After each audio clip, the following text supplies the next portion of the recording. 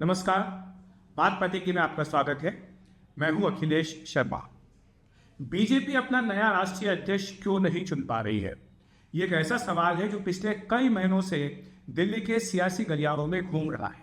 यहाँ तक कि संसद में भी इसकी गूंज सुनाई दी थी जब समाजवादी पार्टी के अध्यक्ष अखिलेश यादव ने यही प्रश्न गृह मंत्री अमित शाह से पूछ लिया था।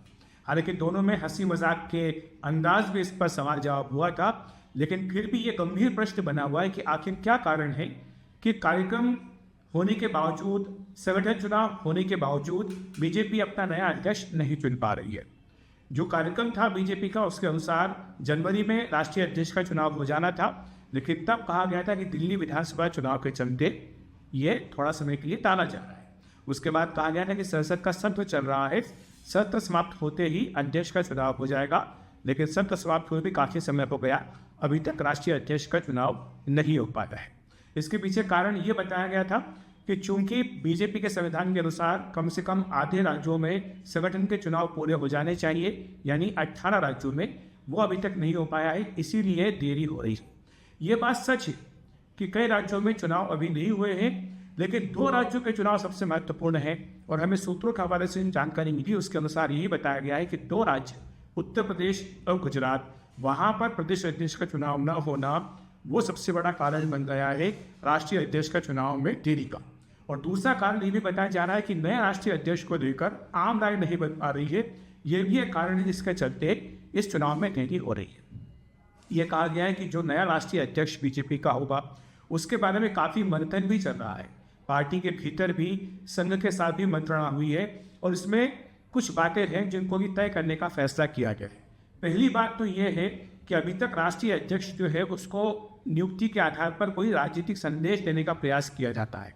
यानी जैसे अभी जो मौजूदा राष्ट्रीय अध्यक्ष है वो ब्राह्मण है, तो ये कहा गया कि चूंकि लीडरशिप सरकार की ओबीसी के पास है, यानी प्रधानमंत्री नरेंद्र मोदी के पास है, इसलिए ब्राह्मण और ओबीसी का कॉम्बिनेशन बनाया गया, तो ये एक राजनीतिक संदेश दिया गया था।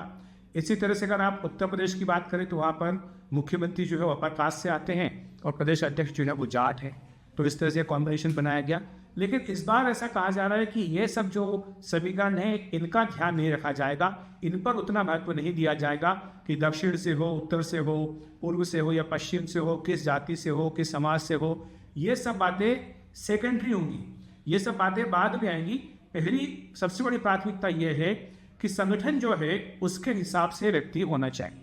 यानी जो बीजेपी का नया राष्ट्रीय अध्यक्ष होगा वो बीजेपी के संगठन को मजबूत कर सके और पार्टी का जो एक विशाल रूप अभी खड़ा हुआ है, 12 करोड़ से ज़्यादा सदस्य बीजेपी के हैं, दुनिया की सबसे बड़ी राजनीतिक पार्टी बीजेपी बन रही है, तो इतने बड़े संगठन को, इतने विशाल संगठन को जो संभाल सके और इसको आगे इसको विस्तार दे सके, ऐसा व्यक्ति चाहिए।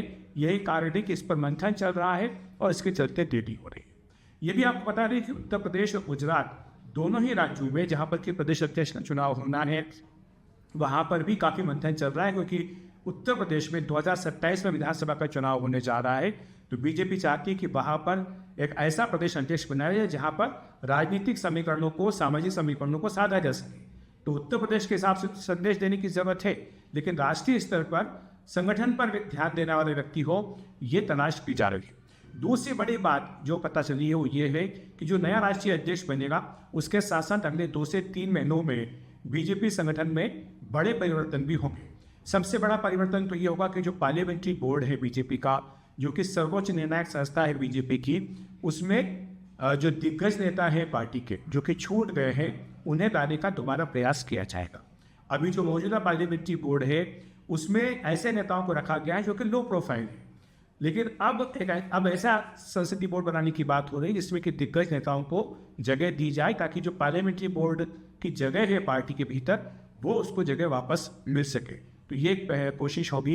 इसके साथ ही दूसरी बात जो है वो ये है कि जब नए राष्ट्रीय अध्यक्ष बनेंगे तो वो अपने हिसाब से महासचिवों का भी चयन करेंगे और इसमें कम से कम 50% जो महासचिव है वो बदले जाएंगे। ये एक बड़ी बात है, क्योंकि इसमें ये तय किया गया है कि नए चेहरे आने चाहिए, नए खून को मौका मिलना चाहिए ताकि नई लीडरशिप बीजेपी की बन सके, और इसीलिए 50% महासचिव जो है वो बदले जा सकते हैं, ये जानकारी भी मिल रही है।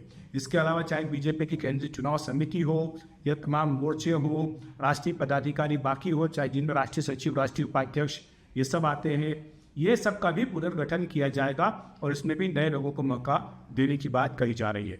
इसके साथ ही एक बात जो निकल कर के आ रही वो ये भी है कि संगठन में बदलाव के साथ साथ सरकार में ही बदलाव हो सकता है। जो मोदी मंत्री परिषद है उसका गठन हुआ है, तब से कोई फेरबदल उसमें नहीं किया गया है, क्योंकि उसके पीछे ये भी कारण था कि काफ़ी सोच समझ करके वो एक्सरसाइज की गई थी। तो इसमें अब लेकिन गुंजाइश बनती है क्योंकि 9 स्थान वहाँ पर खाली है। तो 72 अभी मंत्रिपरिषद में सदस्य हैं, 81 तक हो सकते हैं, तो इस लिहाज से 9 स्थान वहाँ पर खाली है। और बिहार विधानसभा चुनाव से पहले अगर मंत्रिपरिषद में फेरबदल होता है तो उसमें सहयोगी दलों को भी जगह मिल सकती है, या फिर पश्चिम बंगाल के जो विधानसभा चुनाव होने चाहिए उसको ध्यान में रखते हुए भी परिवर्तन किया जा सकता है।